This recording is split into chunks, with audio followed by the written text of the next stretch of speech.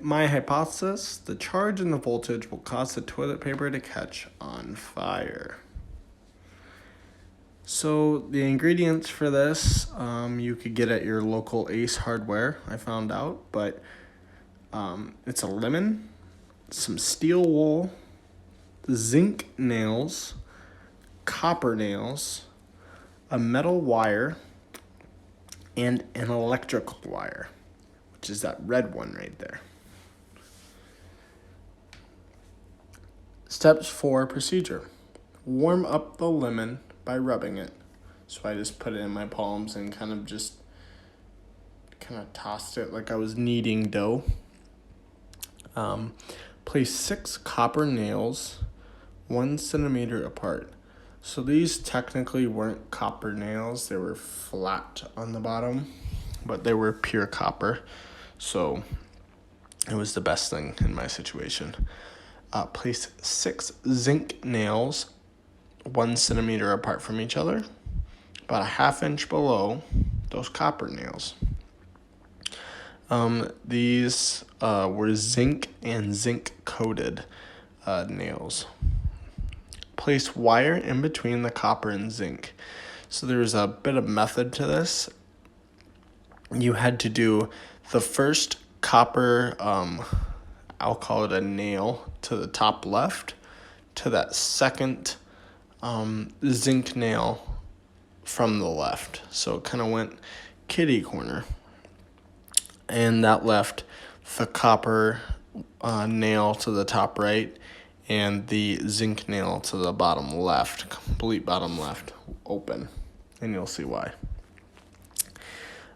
Those electrical wires were placed on that those last 2 nails that I mentioned, and I wrapped those. Then you place the toilet paper or whatever Kindle you have on that steel wool, and then watch as it starts on fire. Ideally, this will happen, but I'll get on this next slide about why it didn't really happen with me. I had a reaction, but not the one we were looking for. The slide after this. These are miscellaneous pictures. You can see it wrapped. Right there, there, and there. Results of my experiment. So ideally, the paper would light on fire due to the voltage flowing through it. However, mine sparked and couldn't hold a flame or a fire. This is due to the fact that I didn't actually use that red electrical wire because it was the wrong one, and due to the fact that I only had that actual wire handy, the one that I connected the copper and zinc with.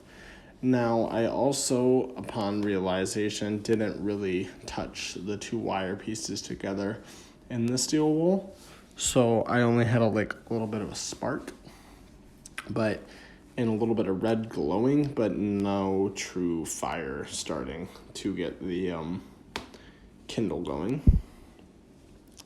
So here's the science behind it. It is a combination of creating an electrical source for the voltage to flow from, and getting enough of that to flow to the toilet paper. The lemon has electrolytes in it naturally. The copper and zinc are electrodes. When the electrical wire touches the steel wool, it provides a pathway for the current to flow. So the wire has to be touching in the steel wool. This heats up the wire and the toilet paper. It completes the circuit, and it also lights toilet paper on fire in a perfect situation.